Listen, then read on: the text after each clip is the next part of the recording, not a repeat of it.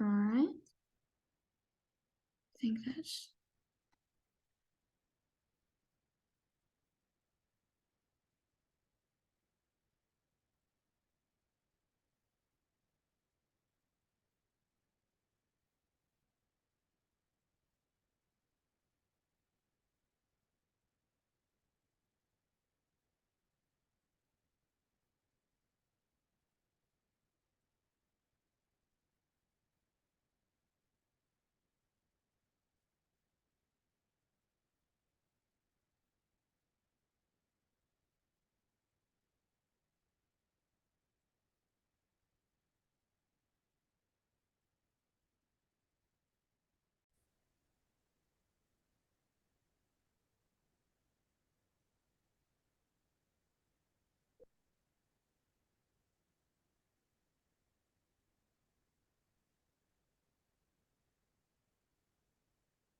Hello, everyone. Good afternoon. Thank you for joining us today for our project advisory team meeting It's um, short the- business. There's no land uh, left in Hillsborough. for the unincorporated Hillsborough County Comprehensive Plan Future Land Use Section update.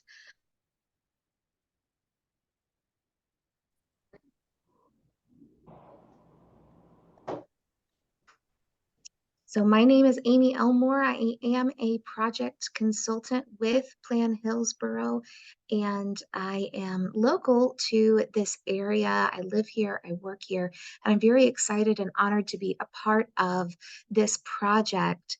And really have some wonderful conversations with you all. Many of you I have seen before, but for those I have not, I'm very excited to welcome you to our table. So before we get started, a little bit of housekeeping. If you do have any technical issues throughout this session, please feel free to uh, message us in the chat and let us know. You can also shoot us an email at apapandrew@plancom.org, and we'll be happy to help out with any technical issues that you may encounter. This meeting is being recorded, and with that, we do ask that you be as respectful as possible to your friends and neighbors and everyone on this call. Also, if you do have a question or a comment, please feel free to add that into the chat feature or raise your hand. We will be doing a presentation, and then at the end, we'll be doing some questions. So we'll be able to take those then. We'll also be stopping periodically throughout the different sections of this update so that we can get your thoughts and ideas. So again, we're going to be doing some, this is the welcome, then we're going to look at our project overview. We're going to take a quick look at what we've heard so far from our public outreach, look at our future growth projections, and then we'll dive into some anticipated changes. At the end, we'll talk about next steps and how you can stay involved. And as I mentioned, we'll have an open Q&A at the very end. Now, before I get started, I do want to mention this is a conversation. So we're still in the kitchen, we're still cooking. We haven't we haven't baked anything yet. So we're really glad that you're here to provide us your feedback and ideas and insights for this update. So why are we doing this update? Well, this is really an update to address future growth. Because by 2045, unincorporated Hillsborough County will see 350,000 more people and 107,000 more jobs. And this is really an increasing demand for transportation, county services, schools, recreations, and other amenities. So the comprehensive plan itself, it is a legally required document, and it's typically updated every 7 to 10 years. It envisions future growth, provides consistency, prioritizes funding, and protects our natural resources. And so we're calling this creating great places. Currently, we have updated several sections, most of the sections for creating great places, our comprehensive plan, including our natural open space section, our one water section, our governance section, except for the public schools portion. And so this future land use section is really that last major piece of the puzzle to updating Creating Great Places, our comprehensive plan. So that future land use section, it guides purpose and character of growth. It separates the land into general categories, and it sets the maximum density and range of uses. On the flip side, zoning, it regulates building size, setbacks, and specific uses.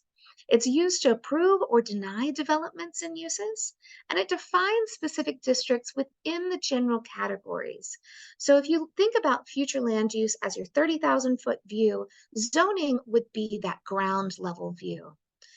And while they work together to maintain health, safety, and welfare by separating the incompatible land uses, today we're just focused on the future land use.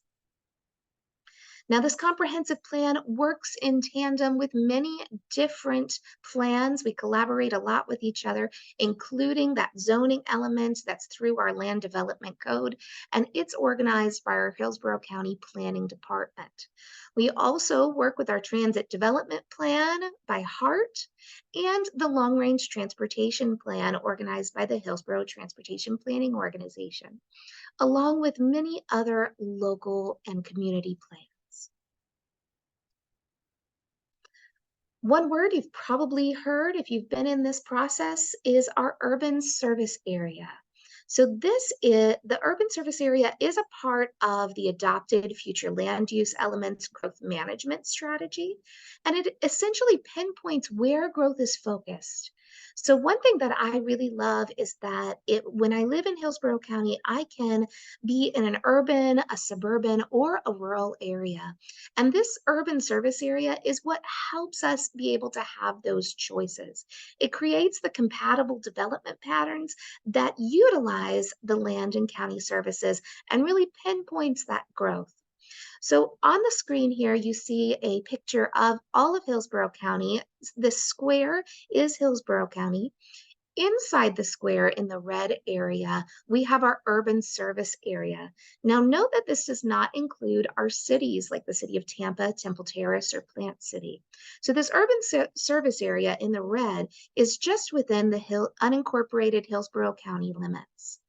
And we know that about 20% of the land in that urban service area is developable or redevelopable.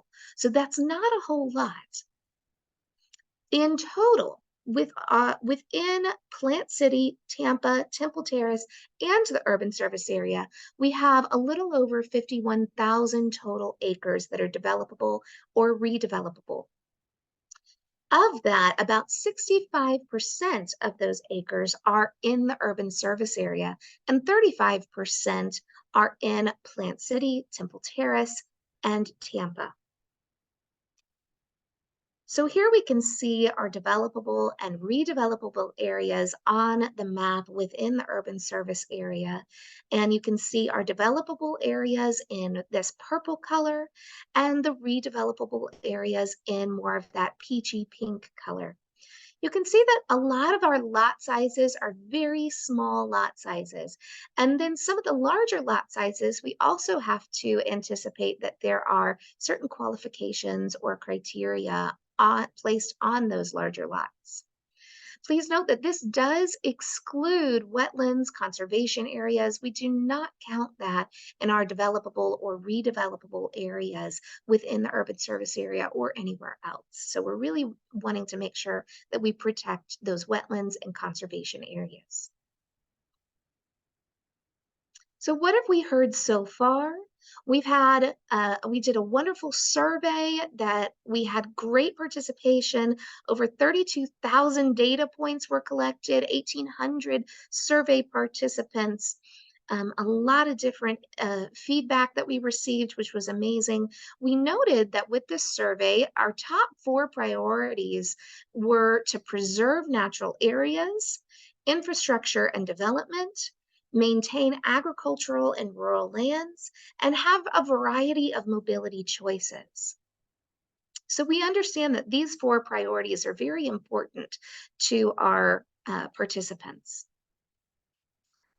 When we're talking about inward growth, We found that our participants felt that efficiency of existing infrastructure was the most important priority. The least important were a variety of housing types, but not by much. So, diving a little bit deeper, that efficiency of existing infrastructure, definitely number one. People also felt like safe walking and biking was very important, as well as being close to daily needs. When we were talking about outward growth, people felt that the most important thing for us to prioritize was minimizing impacts to the environment, whereas the least important were the access to major highways. People also felt, in addition to minimizing impacts to the environment, that the preservation of rural areas are very important, as well as having infrastructure in place, having compatible land uses, and then access to major highways was last. So far, we've done 3 virtual public meetings, 2 in-person public meetings, 3, now 4, now 5 project advisory team meetings. We're on our 5th online survey with over 1,800 responses, and of course, the outreach that we're doing now. What we've heard commonly throughout this outreach is to minimize those environmental impacts, maintain the character of our neighborhoods, use vacant land before expanding, have residential be closer to daily needs, increase the safety of biking and walking, and have more affordable housing, as well as reducing traffic. Now, these are not all of the comments that we heard, and we're actually putting together a comment matrix so that you can see all of the different comments that we've recorded throughout this entire phase that have helped us get to the recommendations that we have for you here today. And so with that, I would love to dive into these policy directions and some of the anticipated changes that we're seeing. Now, I will say we want this to be a conversation. This, as I mentioned at the very beginning, we're not baked yet. We've mixed up the batter some. We've gotten your sprinkles in of all your wonderful ideas, and now we're ready to go in the oven. But we're not baked yet, so we really want that final feedback before we dive deeper into this. Also know that all of this language has been supported by our county attorney with the relatively new legislation that's come out, SB 250, that was intentionally that intended to accelerate rebuilding following hurricanes and natural disasters. So we have aligned our updates with this particular legislation. We did find out on Monday that this legislation no longer applies to us. However, right now, because we have already presented this to the public, we don't want to make last minute changes on everyone. We want to be very, very transparent with everyone. So the information that you'll see today is still compliant with this legislation. So let's dive into our first goal, growth management. This growth management goal really focuses, we've talked about inward growth and outward growth. So this focuses a lot on our outward growth. This is new publicly initiated strategic expansion areas, especially a lot of you have heard this, that we've discussed at previous community meetings. Some of the different changes that we're going to see, minor revisions to the rural area policies, we removed duplicative language, we simplified the existing language, and we relocated some well and septic language to the One Water section. Up till now, we've really only been very reactive with our expansion amendments, but this is an idea to be able to be proactive, set a strategic plan through a publicly initiated plan amendment so that we're not reactive in nature. We're now being proactive with this strategic expansion. And we're looking at criteria. So we know that the where is a very large conversation. So today we're focusing our criteria on, for future identification, on the when, how, and the what. When is it time to consider expansion? How should we plan for that expansion? And what should we look for in those expansion areas? So the when, well, we're going to need to evaluate additional population or job growth over the planned horizon using our population estimates as well as economic forecasts and appraisal results. And we're going to evaluate this continuously as we see these comprehensive plan updates. How we're going to do this is we're going to establish some urban expansion areas. We're going to allow master planning of existing rural areas. We're not going to move the urban service area boundary immediately. And we're going to provide for a transition to suburban or urban development patterns over the planning horizon. So this is a transition, making sure that we have proper transitions from urban to suburban. We're going to allow different policies or tools to be applied in the expansion areas that can guide new growth and infrastructure planning. And we want to make sure that the infrastructure and public facilities are adequately in place. And so we may need to make some amendments to our capital improvements. What are we going to look at? Well, we want to see an urban expansion area master plan. So this master plan is going to provide a sustainable mixed-use development pattern, identify needed public facilities, and plan for them to be provided timely with any new development, align impact fees, mobility fees, and other tools to support growth, explore public-private partnerships for infrastructure, coordinate with external agencies like HART, the EPC, and the school district, and consider fiscal impacts to the county. We also want to make sure that this master plan provides access to employment, daily commercial needs, cultural and recreational amenities, and community centers. And we want to make sure we have community input and engagement throughout this process. So before we dive into goal 2, I just want to remind you, if you do have any questions, feel free to raise your hand or put those questions into the chat, and I will make sure to address those as they arise. So I'll give just a moment in case anyone has any questions specific to that goal 1.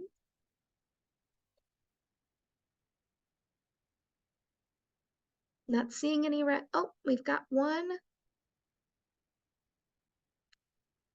The USF Forest Preserve is as important as any green space and needs to be protected.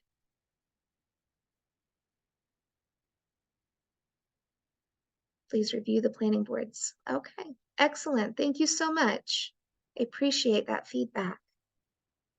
All right, we're going to move on to goal 2. But again, if you have any additional thoughts or questions, feel free to put them in the chat or raise your hand. So goal 2 is also our growth management goal, but it focuses on our inward growth.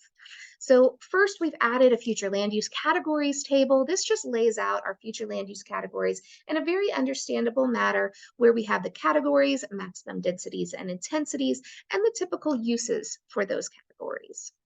We've also simplified density and floor area ratio calculation and bonuses policy language. We've added the new centers and connections language, which I'll get more into in just a minute.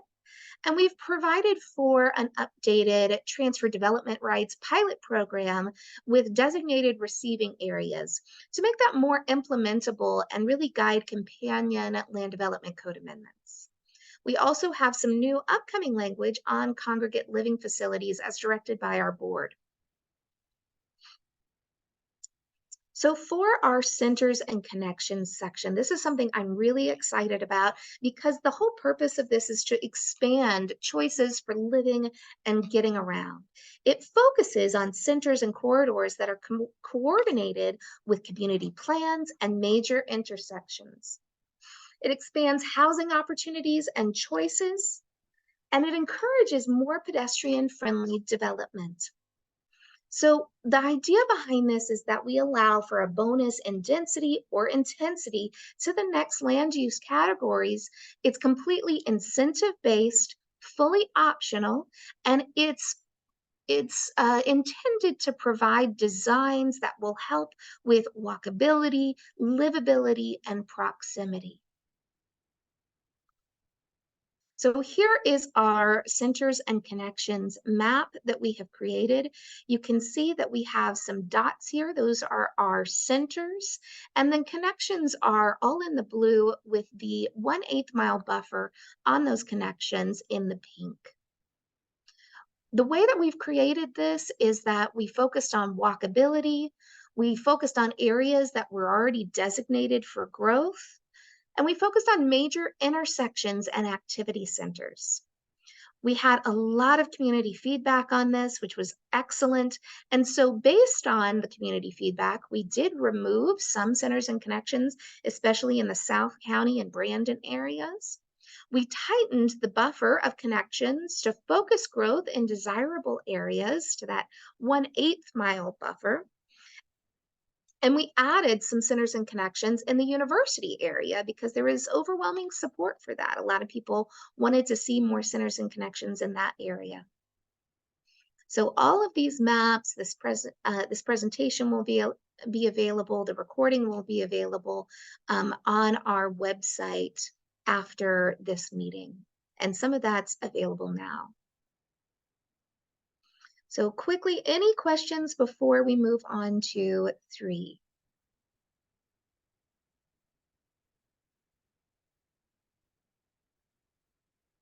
Not seeing any raised hands or chats. All right, fantastic. If you're just joining us, feel free to raise your hand if you have a question at any time, or put them into the chat feature and we'll be happy to get to those. I'll pause after each of these goals.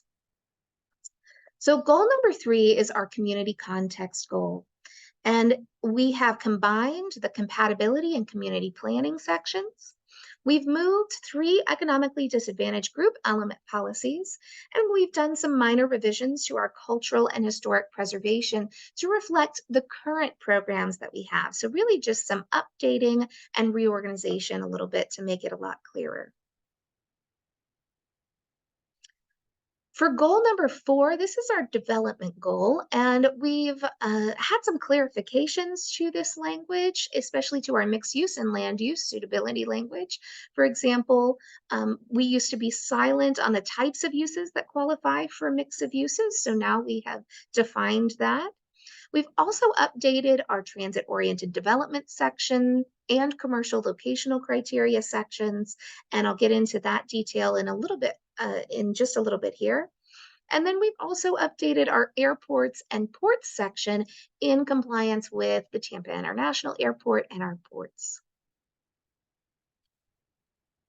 For transit-oriented development, this is an existing section in the future land use. And so we're really just clarifying this element. So the policy for transit-oriented development will apply within a half-mile radius of the proposed stations for fixed guideway transit. This may allow increased in density and intensity in exchange for designs that promote access to multiple mobility options, include affordable housing, include mixed uses to keep necessary services in close proximity to residences.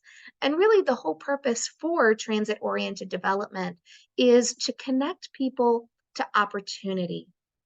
Right now, we're studying Fowler Avenue as a possible facility for this in the future.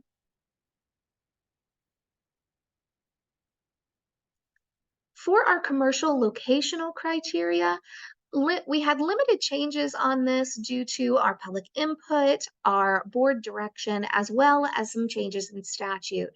So right now we have an addition of the context classification map. This will be in conjunction with the 2040 cost affordable map.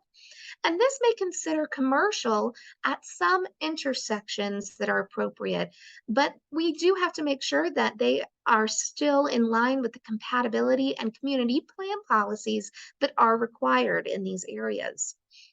Our neighborhood mixed use 6 category, we are adding this, and this permits commercial activities without permitting high density development. So this is especially helpful if we have the mom and pop shop that wants to open up a coffee shop or something like that. And for our community plan language, we have added language on applications for commercial uses that commercial uses are subject to community plan language. So really making sure our community plans are adhered to.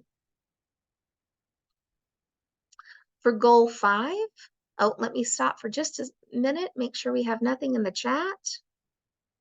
Not seeing any hands raised.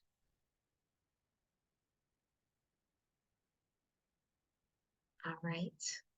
Again, if you want to leave us a note in the chat, we'll be happy to answer any questions you might have.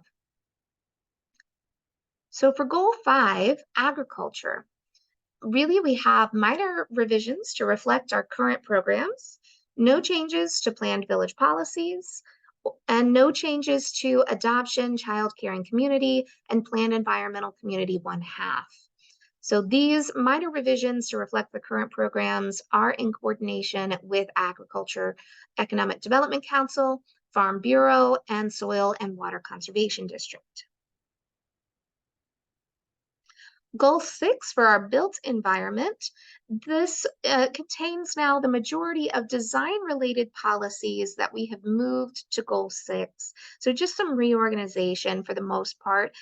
We have urban, suburban, and rural form design policies, as well as mixed use and commercial character, transportation, and landscape design. So we've moved the majority of these policies to goal 6.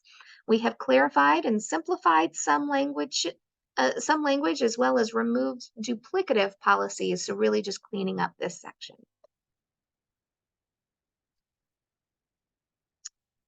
For goal 7, balance of natural resources, we have revisions to reflect those current programs. Again, just updating that section.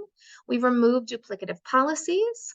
We are retaining the working waterfront language, and we've added some language on transmitting plan amendments to Port Tampa Bay in coordination with them.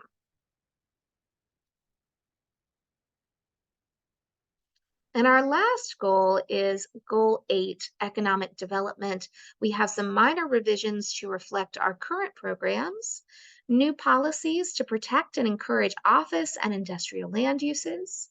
We've removed the Interstate 75 policies simply because they were outdated.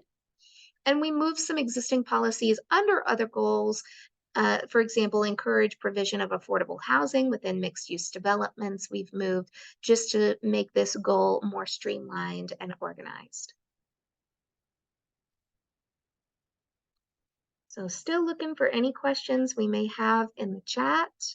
Again, we will open this up for questions at the very end, so get your hands ready if you have a question and would like to raise your hand, or add that into the chat and we'll get to that as soon as possible. So what's next and how can you stay involved? Well, we have our meeting. We had one meeting yesterday. We have our meeting today. And then on January 22nd, we have our Planning Commission hearing where we will be showing them these recommendations. We want to hear your thoughts and your feedback. As I mentioned at the beginning of this program, we are still cooking in the kitchen, so we want to make sure that we incorporate as much as we can of your ideas. You can use a comment form. You can scan our QR code here virtually through the project page. You can leave us a message, or you can email our staff.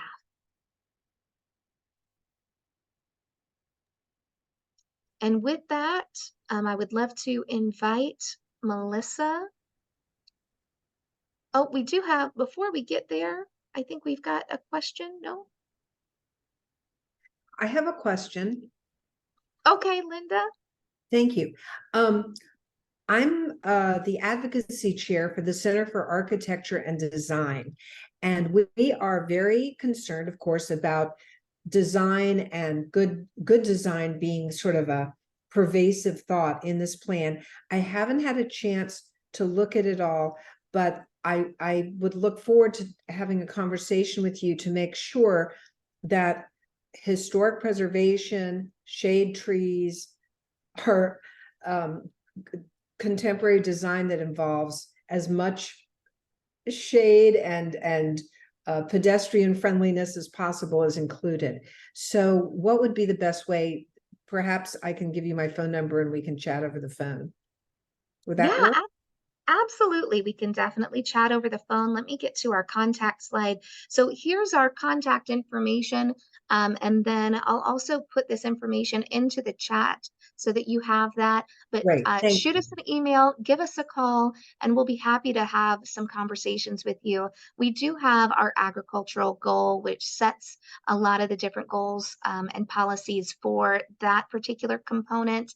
But we also have some language throughout the future land use, like for example, in the centers and connections section, encouraging, that preservation. So we can definitely talk with you more in detail.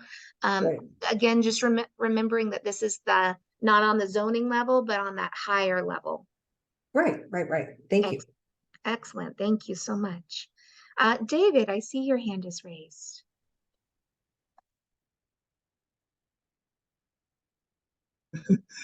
This is actually Martin Frame. I think I may be under David's link. I apologize for that. Hi, Mark. I am the current president of the Home Builders Association here in Tampa, and I work for David Weekley Homes.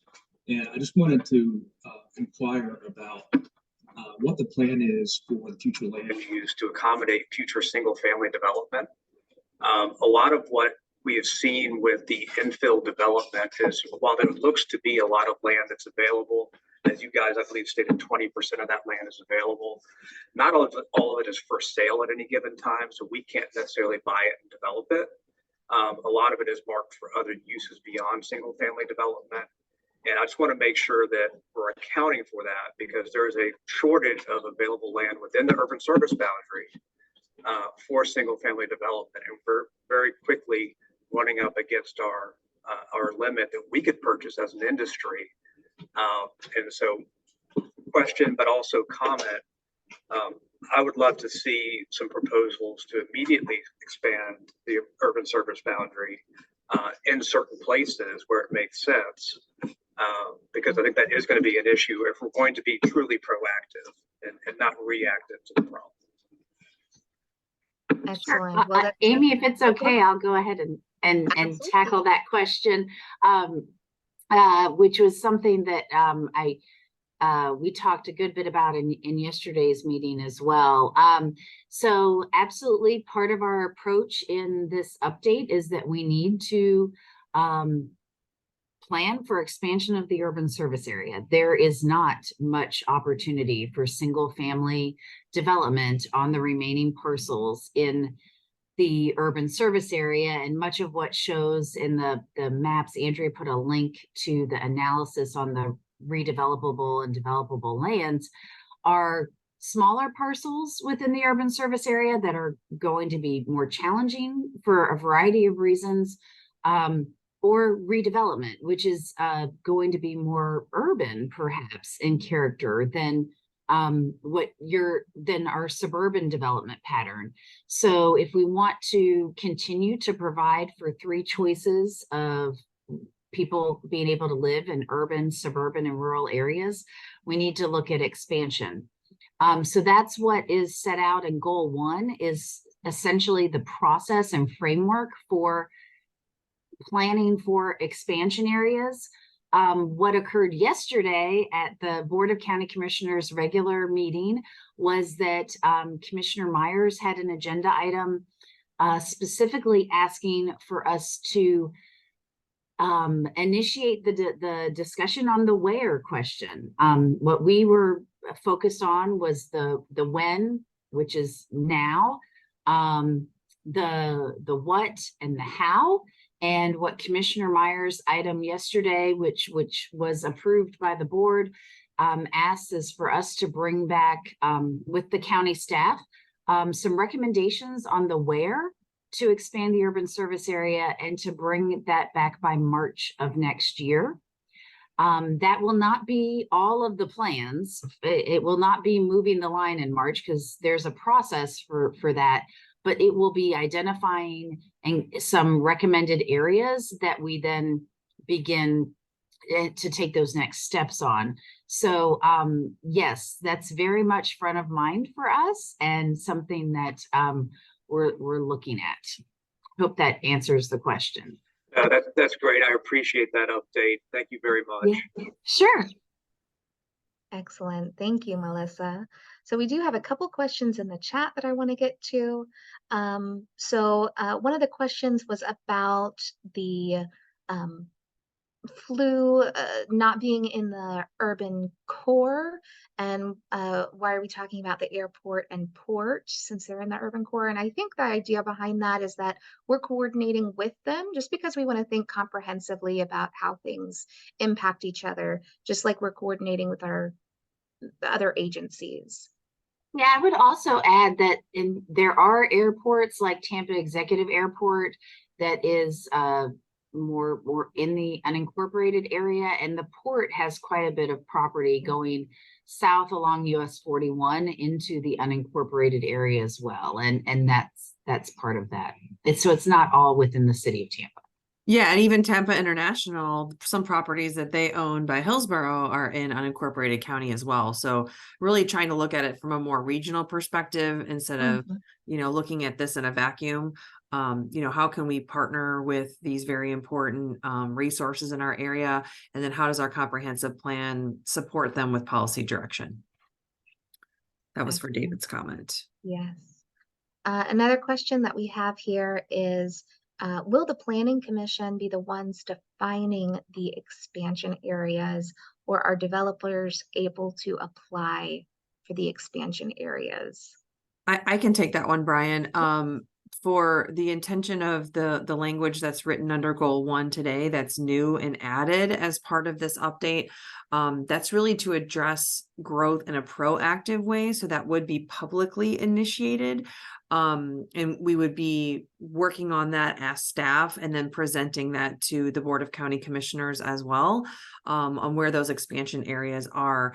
And your question is timely because yesterday at the Board of County Commissioners regular meeting, Commissioner Myers actually had an item that was asking Planning Commission staff to work with Hillsborough County staff to start talking about how we would divide up the areas, not saying where the growth would occur, but just where the divisions would be, to divide the county, the unincorporated area into sections so that we can then bring that back to the board in March and they can provide their feedback. And then we would take it to the next step, of course, which would be honing in on geographical areas and talking more about the master planning process.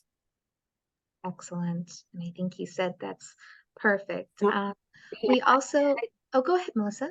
No, I was just going to say, I think David's got some questions in the chat that relate to this. So there is a future land use section and map for the city of Tampa in the city of Tampa comprehensive plan. What we're focused on today is the unincorporated county. And absolutely, we heard the comments by Commissioner Kemp in the discussion yesterday about expansion areas, and part of Commissioner Myers's agenda item was asking also that we bring back different approaches to looking at how to provide and fund infrastructure. The Board of County Commissioners seems very focused on not creating some of the misalignments that we have right now, where the growth has gotten way ahead of some of the infrastructure needs, and wanting to do that differently this time. Excellent. Thank you, Melissa. Really quick. Oh, Bill, go ahead. Yeah, a couple things, and there's a lot to maybe unpack here. Well, first off, I support wholly Martin's comments on the single family front. I'm a land broker by trade, and I work with a lot of landowners throughout the county. And I'm also on the board of the Builder Association. They always look at me at saying, "Hey, where's the land at?" And I said, "God, I wish I had more to work with and advocate and show you guys." But unfortunately, we've been up against a hard stop on that for a lot of different reasons, as Martin shared with you already. Secondly, there's some inconsistencies with the land use and when it applies to zoning. For example, and I could I don't have materials here to present or even show you, but just give it to you in narrative form. You'll have an R4 future land use, and then you'll have a CG zoning, but then the neighboring property behind the CG zoning will be capped at single family. We really ought to be townhomes or apartments to be more of a transitional use and something more compatible and transitional with the area before it just goes from commercial zoning straight to R4. And how, what, when, and where, there's a lot of those throughout the county. Some of them have kind of been a victim of its own circumstances, meaning maybe grandfathered in or should have been addressed a long time ago and never were. But if they're not addressed at some point, it's going to continue to, I fear, to somewhat get worse. And so that's one side of it. And then also, I think we need to look at increasing density inside all areas of the future land use that we currently have. I mean, I've always said if we could zone and build to the future land use, this county is not going to get any less dense, obviously, as looking at your growth projections, and we need to look at increasing densities as much as we possibly can through map amendments. I know bonuses and affordable housing bonuses are there, and some things along the connectivity corridors, but I think it needs to be looked at more depth across the entire county, where it makes sense. So those are my 3 comments. Excellent. Thank you so much, Bill. I appreciate that. And really quickly, before we answer any more questions, I do want to give Melissa a chance to talk about some of our utilities that are the utilities updates. Did you want to pop on and? Thank you so much for the opportunity. Wanted to touch on this. This is a separate plan amendment from the update of the future land use element, but it's relevant, and we want to be transparent about the fact that this is moving forward. This relates to a policy within the One Water section of the comprehensive plan about how water and sewer lines are allowed to be extended into the rural area. As you can see on the slide, today there are a number of reasons why water and sewer lines can be extended into the urban service area, into the rural area. What we have been talking with the Environmental Protection Commission in particular about has been that there have been a number of instances of environmental impacts from septic tanks, and that is not something that they want to see continue, and that they would like some latitude in allowing the extension of services into the rural area if there's an environmental issue. I think there's one more slide, right, Amy? If we flip to the next one. Yeah, there we go.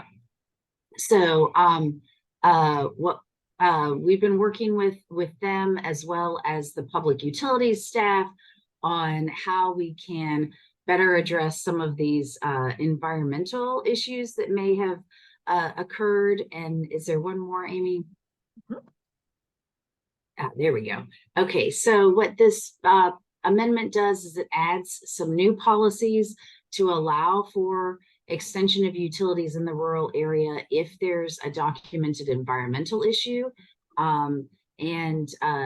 We want to prevent the clustering of new septic tanks, which is part of what's causing some of those issues. We do continue to maintain the policies that this not be utilized to increase density in the rural area, so that we want to size the lines to serve what that new rural scale development is, but not necessarily to allow that area to have higher density just because there's services available. We also are adding a new policy to outline a process by which the Board of County Commissioners can identify a unique circumstance with an overriding public benefit and say, yes, utility should be extended in the rural area for this circumstance. that might not fit within one of the things that we've already identified in the established exemptions in the policies. So we wanted to make sure it was clear. It's been our interpretation, the BOCC has had that latitude all along, but we want to make it very clear that that is the case. So this is anticipated to move forward to the Planning Commission at their January 8th public hearing, and then would also be at the Board of County Commissioners hearing in February. So we wanted to make sure everybody knew about it. Thank you.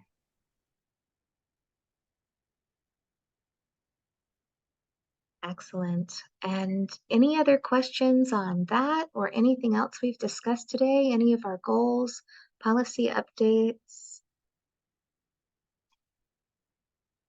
Not seeing anything in the chat. I'm not seeing any hands raised. Give it just a few more minutes.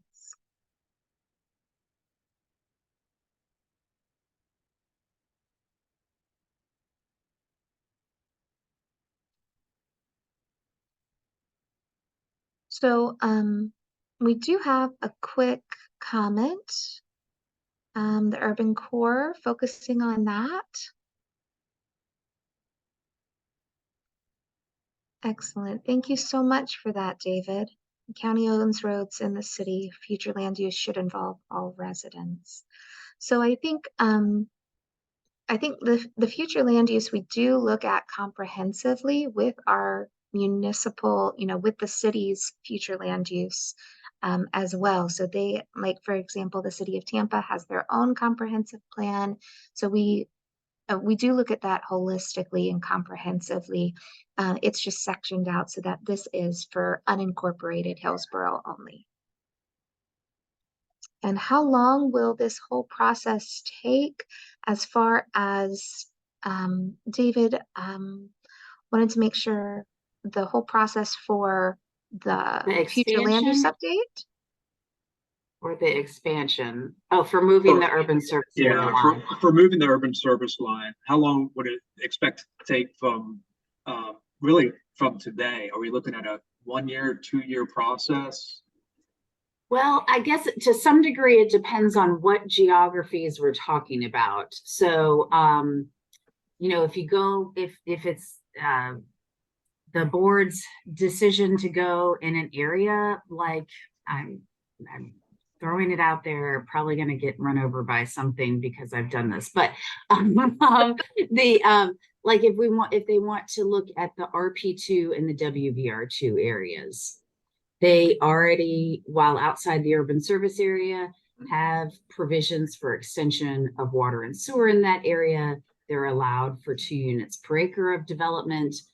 It might be easier to convert that area because there's already a plan for infrastructure, some infrastructure service to that area, knowing that 2 units per acre of growth is coming, than it would be if we were to go into an area that didn't have that already in place, or has a community plan that like Keystone has a community plan that very strongly talks about wanting to stay rural.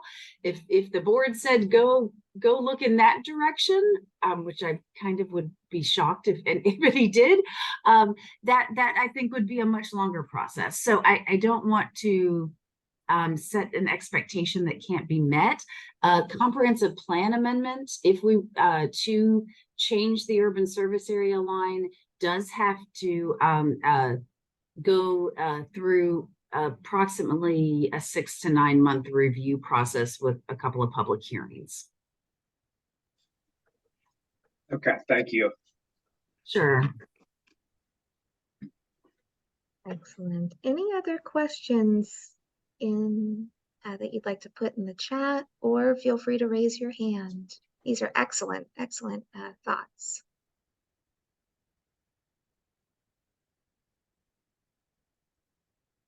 Give folks just another minute. And while we're waiting, Andrea has put some really helpful links in the chat. I encourage you to take a look at those And again, you can find all of this material that we've been discussing, as well as draft language for the future land use section at planhillsboro.org/HC land use.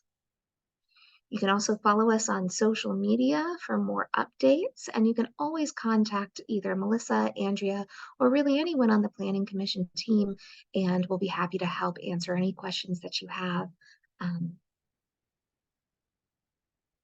I'm still not seeing any chats or raised hands at this time.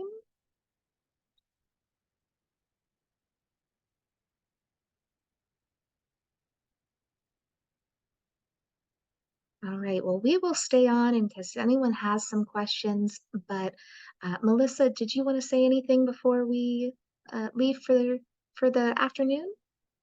Just want to thank everyone for participating, and if you have specific, I hope you read the draft. If you have specific language changes, please send those to the team so that we can finalize this in the next month or so. So thank you. Excellent. Thank you so much and have a great day.